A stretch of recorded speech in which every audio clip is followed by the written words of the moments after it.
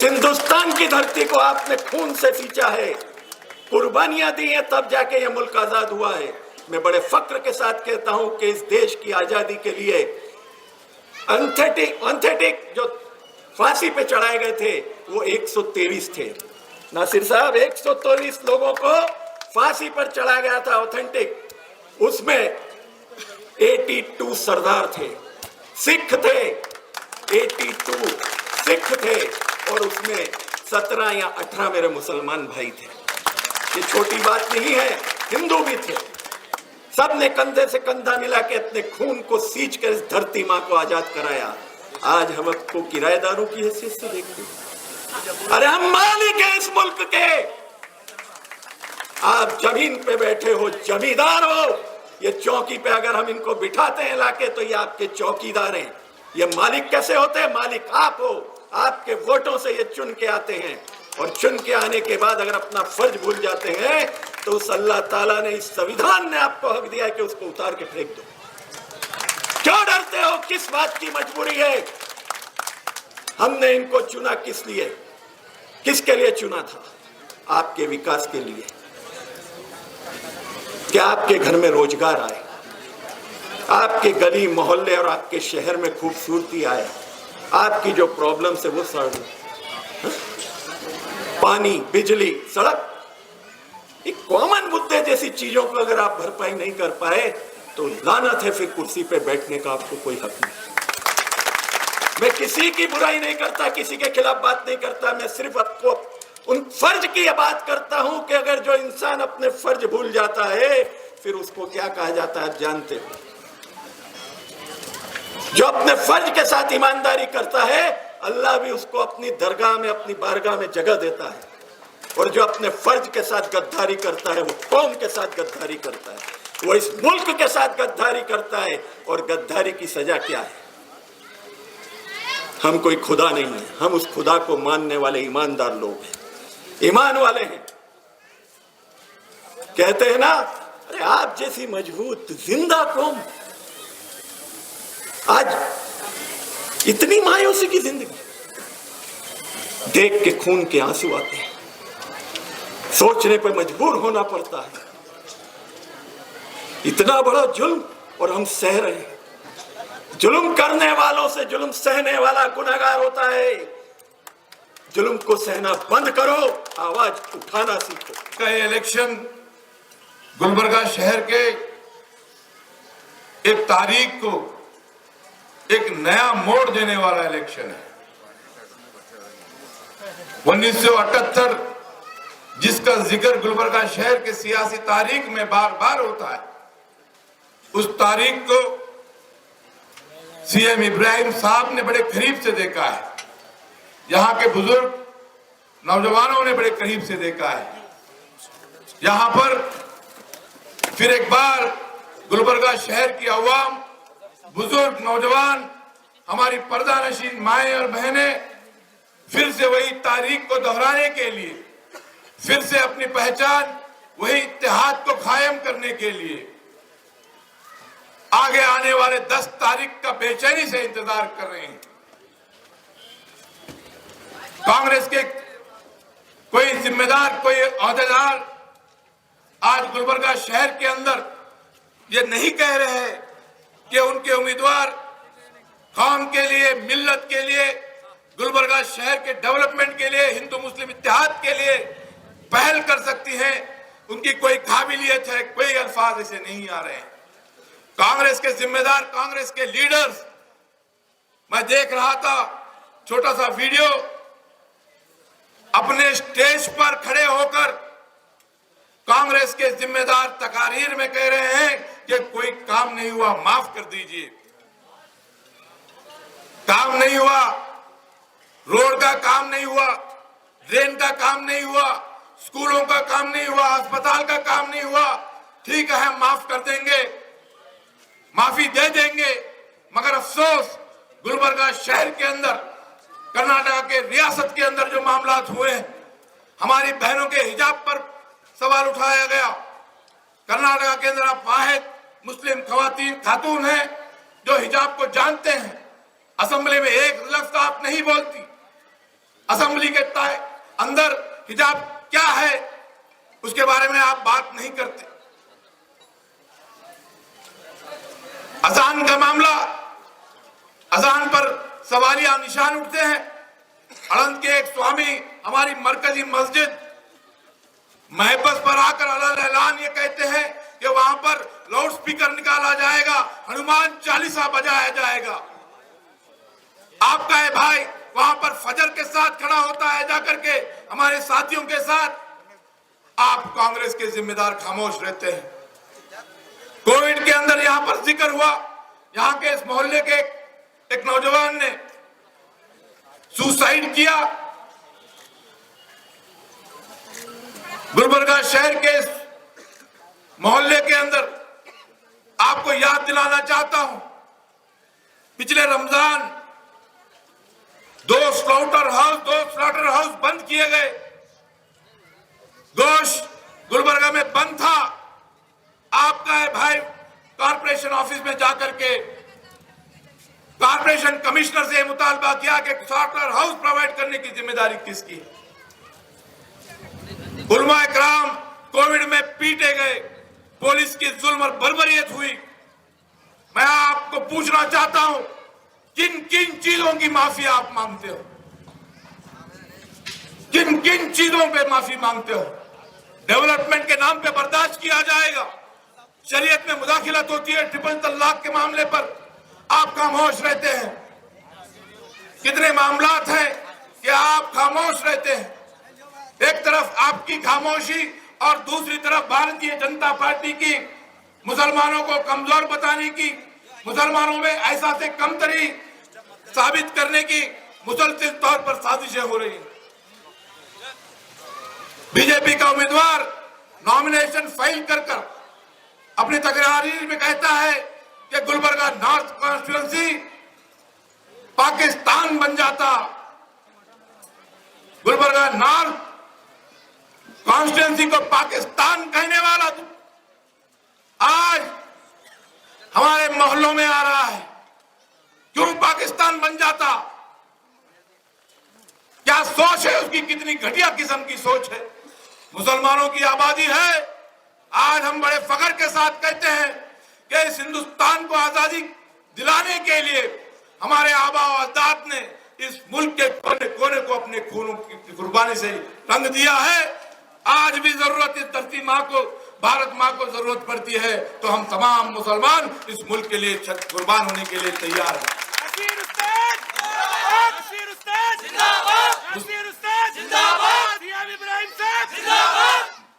हमारे मोहल्लों में आकर हमारी बहनों के पांव पड़कर बोल रहा है कि हमारी माँ है।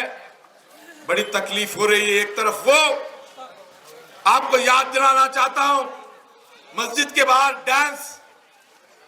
आज ऐसे ऐसे मामला हमारे बीच में, इन सब का मुकाबला होना चाहिए। 4% रिजर्वेशन जो कर्नाटका में सबसे पहले जनता दल सेक्युलर ने दी थी, HD देवेगौड़ा साहब ने दिया था, CM इब्राहिम साहब ने दिया था। आज उस 4% रिजर्वेशन को बगैर किसी स्टडी के निकाला गया। CM इब्राहिम साहब यहाँ पर मौजूद हैं, हमारे पार्टी के सदर हैं।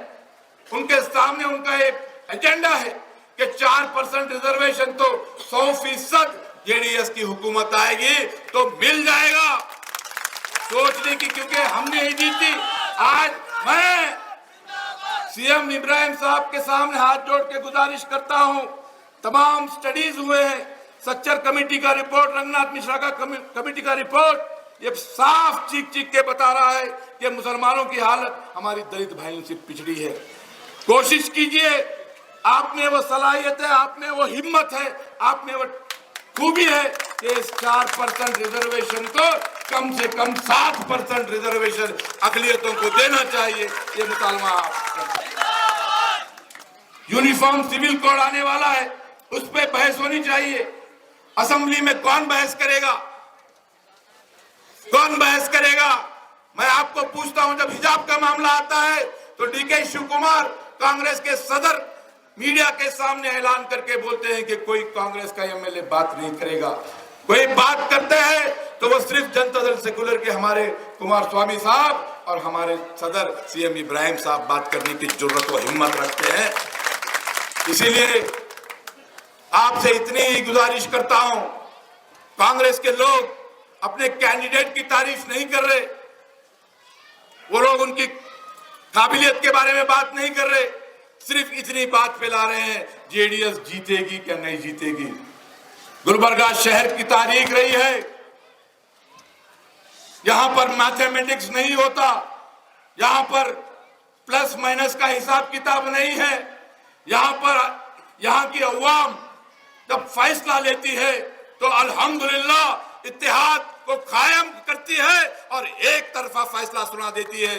देखिए, कल शाम में 4 बजे एक प्रोग्राम डिसाइड हुआ, आज अल्हम्दुलिल्लाह इस मोहल्ले के एक कोई घर से कोई शख्स छूटा नहीं, हर घर से यहां पर पहुंचा। इसके बाद नूरानी मोहल्ले में प्रोग्राम है, कमल इस्लाम कॉलोनी में प्रोग्राम है, Bombay hotel ward number 4 Bilalabad, 4 program हमने तय किए और यहाँ के जो तकरीर दे के वहां जा रहे हैं, अल्हम्दुलिल्लाह वहां पर भी लोग मौजूद हैं, वहां पर भी लोग जो है नारे मार रहे हैं। हिसाब किताब का इलेक्शन नहीं, बोलिए उन कांग्रेस वालों को, अगर हिसाब किताब करते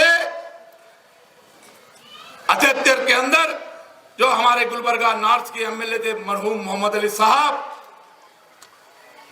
जो 4 दफे एमएलए थे, 4 दफे एमएलए, उनके सामने उस दौर में एक नौजवान को जिताया गया, एक नई सियासी तंजीम के बैनर के तले जिताया गया। मुस्लिम लीग, कितना वोट बैंक था मुस्लिम लीग का 78 में? कितना वोट बैंक था? 0 वोट बैंक को लेकर के सिटिंग एमएलए को 2000 को लाने वाली गुलबर्गा की अवाम, गुलबर्गा के वोटर्स, कांग्रेस के सबसे बड़े लीडर, कांग्रेस के सबसे बड़े लीडर मल्लिकार्जुन खड़गे साहब, जो यहां से 80,000 वोटों से जीते थे पिछले एमपी इलेक्शन में, चिंचोड़ी जो बीदर एमपी कॉन्स्टिट्यूंसी के है, वहां से आकर के 4 महीने में कांग्रेस के सबसे बड़े लीडर को 1 लाख से ज्यादा वोटों से शिकस्त दी। 4 महीने में आपका ये भाई, आपका ये बेटा मुसलसिल 5 साल आपके हर तकलीफ में आपके साथ खड़ा हुआ है, मिल्लत के खिलाफ उठने वाले हर सवाल का जवाब देने के लिए आगे बढ़ रहा है। आज आपके बीच में मैं ज्यादा बात नहीं करूंगा, इब्राहिम साहब यहाँ पर मौजूद है, मुझे बात करने की जरूरत नहीं है। मैं आपसे सिर्फ और सिर्फ मिल्लत के साथ इंसाफ चाहता हूं, आप अपने आप के साथ इंसाफ कीजिए। 2 इलेक्शन शिकस्त हुई है, अल्लाह की कसम हिम्मत नहीं आ रहा हूं तीसरे इलेक्शन के लिए सीएम इब्राहिम साहब की दुआओं के साथ आपके बीच में खड़ा हो। मेरे साथ इंसाफ होना चाहिए, कोई हटेगा नहीं, कोई कुर्सियों से उठेगा नहीं। बैठिए, बैठ जाइए, अल्लाह सुब्हानहू व तआला की रहमत बरस रही है, इस रहमत को कबूल कीजिए। यहाँ पर उठने का नहीं, कोई एक शख्स उठेगा नहीं यहाँ पर, चाहे कितनी बारिश हो जाए। मैं आपसे गुजारिश करता हूं, तीसरा इलेक्शन है, सीरियल नंबर 3, सीरियल नंबर 3। आप तमाम लोग आगे आने वाले 10 तारीख तक अपने आप को खुद नासिर हुसैन उस्ताद समझकर, अपने आप को सीएम इब्राहिम साहब समझकर, अपने आप को कुमार स्वामी साहब समझकर इलेक्शन के पोलिंग बूथ तक आप मजबूती से खड़े रहेंगे, खड़े रहेंगे इंशाअल्लाह। मुझे वायदा कीजिए, मेरे साथ इंसाफ कीजिए, बड़ी हिम्मत और जुर्रत करके तीसरी बार आगे बढ़ा हूं। अगर यहां पर मेरी शिकस्त होती है तो सोचिए, कोई शख्स आगे बढ़ने के लिए तैयार नहीं रहेगा। एमएलए का बेटा, एमएलए की बीवी, एमएलए का भांजा ठहरने का नहीं है। आपके बीच आपके लिए लड़ने वाले शख्स को आपको साथ देना होगा, मेरे साथ इंसाफ करना होगा। मेरे मरहूम वालिद उस्ताद साद हुसैन साहब 1972 के फसादात से लेकर के परसों तक जब भी मिलने मामले आए हैं, अपने आप को आगे पेश किया है, मैंने अपने आप को आगे पेश किया है। एक ही घर को आपने 40 साल इक़्तिदार दिया है, शिकस्त होने के बावजूद मेरे मरहूम वालिद भी कभी मायूस नहीं हुए, मैं भी कभी मायूस नहीं हुआ हूं। जब तक जिंदा हूं आपके लिए लड़ता रहूंगा, आपके साथ खड़ा हुआ रहूंगा। मेरे साथ इंसाफ करना चाहिए, वक्त बहुत हो गया है। नासिर हुसैन उस्ताद को उस वक्त से जानती हूँ जब अलन में एक वाक़या पेश आया, हमारे घरों से हमको जेल पहुंचाया गया। हमारी वजह ये थी आवाज़ उठाने की, जो कि हक़ हमको दस्तूर से हासिल है, इजहार ख्याल की आज़ादी का हक़, जुल्म के ख़िलाफ़ आवाज़ उठाने का हक़। हमने अपने उस हक़ को इस्तेमाल किया तो हमारे ऊपर जबर और जुल्म हुआ। और रात के वक्त जब सब अपने घरों में आराम फरमा रहे थे, ख़वातीन को, मर्द हजरात को घसीट कर, मार कर उनको लेके जाके जेलों में बंद कर दिया गया। और सिर्फ एक ही जेल में नहीं, बसों का इंतज़ाम करके अलहदा ज़िले में लेकर जाके उनको कैद कर दिया गया। उस वक्त नासिर हुसैन साहब आए और हमारी मदद किए, और हम इसके लिए बहुत उनके शुक्रगुजार हैं। और दूसरे भी जो मौज़ूआत हैं, जो मसाइल हैं, हमारे मौजूदा हालात को देखिए। 12वीं जमात का इम्तिहान था, सालों से चलते आ रहे हैं हिजाब, अचानक न जाने किसको तकलीफ़ पेश हो गई। हमारा जो बहुत बड़े हमारे फ़ख्र की बात है, हमारा मज़हब जिसको हमको आज़ादी देता है कि हिजाब पहने, अपने मर्ज़ी से पहनते हैं। हम पूरे जहां को इस हिजाब के साथ देख सकते हैं, और सारे जहां के सामने हम पर्दा नशी होकर भी अपने ख़यालात का इजहार कर सकते हैं, तालीम के मैदान में आगे बढ़ सकते हैं। जो भी रोज़गार हम हासिल करना चाहें, रोज़गार करते हुए हम अपने घर में मौजूद मर्द हजरात के भी माशी हालात को बेहतर बनाते हैं। अपनी काबिलियत का हम मुजाहरा कर रहे हैं। जो पहले से हमको सहूलतें थी उस पर पाबंदियाँ लगाई जा रही हैं, फिर भी हमारी आवाम खामोश है। बेदार होने का वक्त है, जागिए, अपने दिल से पूछिए, अपनी नज़र का तो आप इस्तेमाल करिए कि देखिए कि कौन सा कायद आपके लिए पेश आ रहा है, आगे बढ़ के आपके लिए सवालात उठा रहा है और हर ज़बान में बात कर सकता है। कन्नड़ा ज़बान में हो, अंग्रेज़ी ज़बान में हो, चाहे उर्दू ज़बान हो जो कि हमारी मादरी ज़बान है। अब रहा मसला CAA का, फिर रहा उसके बाद अब आप लोग आगे तालीम हासिल करना चाह रहे हैं तो उसके ऊपर आपको रिजर्वेशन नहीं है, तो MBBS भी नहीं करना, आगे भी नहीं बढ़ना, B.Ed M.Ed कुछ भी नहीं पढ़ना। क्यों? आपको रिजर्वेशन सीट नहीं मिलती।